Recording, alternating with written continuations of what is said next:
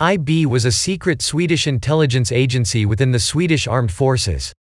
Its two main purposes were to handle liaison with foreign intelligence agencies and to gather information about communists and other individuals who were perceived to be a threat to the nation. The exposure of the IB operations came to be known as the IB affair. The meaning of the name IB is not known with certainty. It is often said to be an abbreviation of either Informationsbyrån, the Information Office, Information Bureau, or Insamling Information Gathering Burger, after its director Birger Elmer.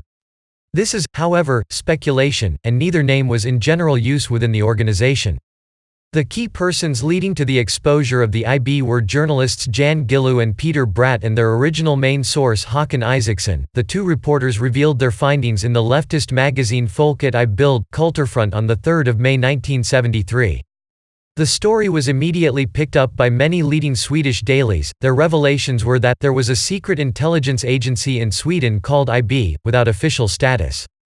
Its director Birger Elmer was reporting directly to select key persons at cabinet level, most likely Defense Minister Sven Andersson and Prime Minister Olof Palme.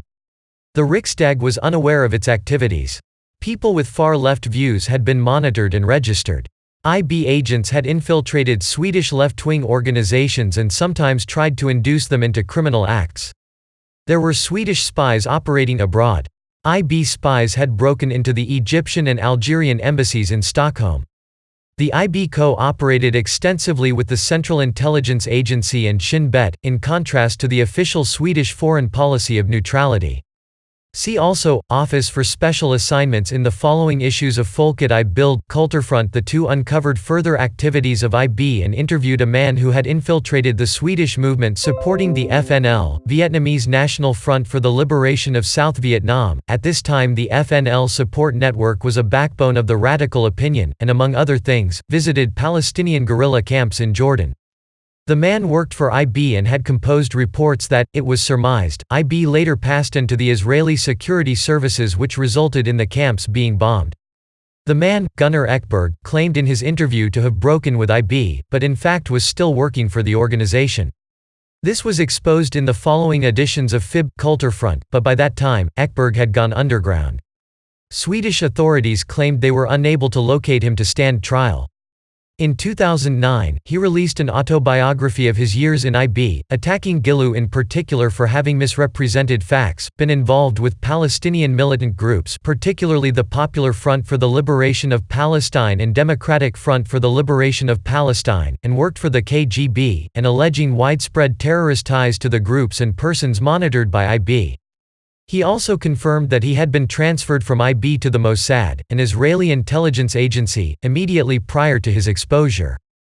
Guillou had opened the first article by accusing the director of IB of murder on these grounds. The same issue exposed a Swedish naval captain who had passed reports about the harbor security of Alexandria, implying, again, that IB were exchanging information with the Israelis. Also the story of a woman who had, on the orders of IB, spied out potential bombing targets in Egypt.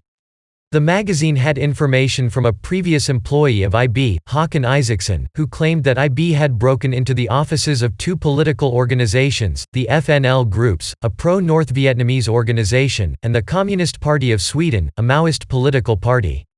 This concerned a Jordanian citizen and a stateless citizen. A wiretap was installed in the latter case. After this uncovering, the defense minister did admit that IB engaged in espionage outside of Sweden and infiltrated organizations within Sweden, including wiretaps. Evidence was put forth in 1974 that IB had built up a large network of agents in Finland, which included the Finnish Foreign Minister Väinö Leskinen. This network's main mission was to gather information regarding the Soviet Union. IB had no contacts with the Finnish Security Intelligence Service, since it was believed to have been infiltrated by Soviet agents. In November 1973, Prime Minister Olof Palme denied any link between IB and the Social Democrats. However, according to the memoir of ex-Security Service Chief P.G. Vinge, Birger Elmer had regular contact with Palme and made his reports regularly to the Social Democratic Party secretary, Sven Andersson. Defense Minister Sven Andersson denied that Sweden had spies abroad. He also denied that IB was involved in burglaries and documenting citizens' political opinions. Jan Gillu, Peter Bratt, Håkan Isaksson and the photographer Ove Holmqvist were arrested the 22nd of October 1973 by the Swedish Security Service on suspicion of espionage. On the 4th of January 1974 each was sentenced to 1 year in prison.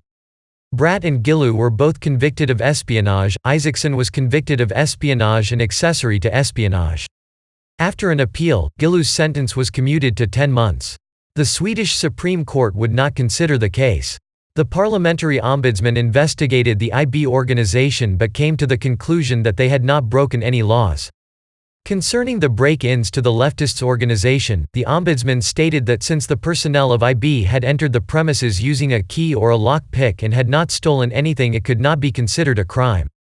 In 2002 an extensive public report, named Rikets Säkerhet och den personliga integriteten, Security of the Realm and Personal Integrity, was published on the operations of IB.